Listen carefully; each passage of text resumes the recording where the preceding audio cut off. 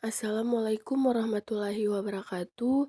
Saya Nurlela Marawa dengan NIM 13142037 dari kelas 6B Manajemen Pendidikan.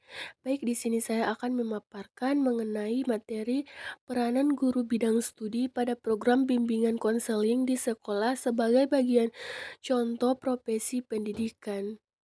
Berikut pengertian bimbingan konseling. Bimbingan konseling adalah proses pemberian bantuan yang dilakukan melalui wawancara konseling atau face-to-face oleh seorang ahli atau disebut konselor kepada individu yang sedang mengalami sesuatu masalah atau disebut konseli yang bermuara pada teratasinya masalah yang dihadapi konseli serta dapat memanfaatkan berbagai potensi yang dimiliki dan sarana yang ada sehingga individu atau kelompok individu itu dapat memahami dirinya sendiri untuk mencapai perkembangan yang optimal. Berikut tujuan dan fungsi bimbingan konseling. Yang pertama, tujuan bimbingan konseling. Tujuan bimbingan dan konseling adalah untuk membantu individu memperkembangkan diri secara optimal sesuai dengan tahap perkembangan dan predisposisi yang dimilikinya, seperti kemampuan dasar dan bakat-bakatnya, berbagai latar belakang yang ada, seperti latar belakang keluarga, pendidikan, status sosial, ekonomi, serta sesuai dengan tuntunan positif lingkungannya.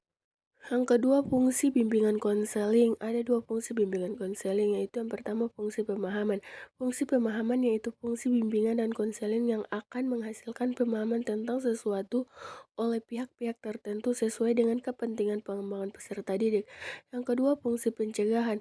Fungsi pencegahan yaitu fungsi bimbingan dan konseling yang akan menghasilkan tercegahnya atau terhindarnya peserta didik dari berbagai permasalahan yang mungkin timbul yang akan dapat mengganggu, menghambat, ataupun menimbulkan kesulitan, kerugian-kerugian tertentu dalam proses perkembangannya. Berikut asas-asas bimbingan konseling. Adapun penjelasan mengenai asas-asas tersebut adalah sebagai berikut. Yang pertama, asas kerahasiaan. Asas kerahasiaan ini menuntut dirahasiakannya segenap data dan keterangan tentang peserta didik atau klien yang menjadi sasaran layanan. Yang kedua, asas kesukarelaan. Jika asas kerahasiaan benar-benar sudah tertanam pada diri siswa atau klien, maka sangat dapat diharapkan bahwa mereka yang mengalami masalah akan dengan sukarela membawa masalahnya itu kepada pembimbing untuk meminta bimbingan. Yang ketiga, asas keterbukaan. Bimbingan dan konseling yang efisien hanya berlangsung dalam suasana keterbukaan, baik klien maupun konselor harus bersifat terbuka.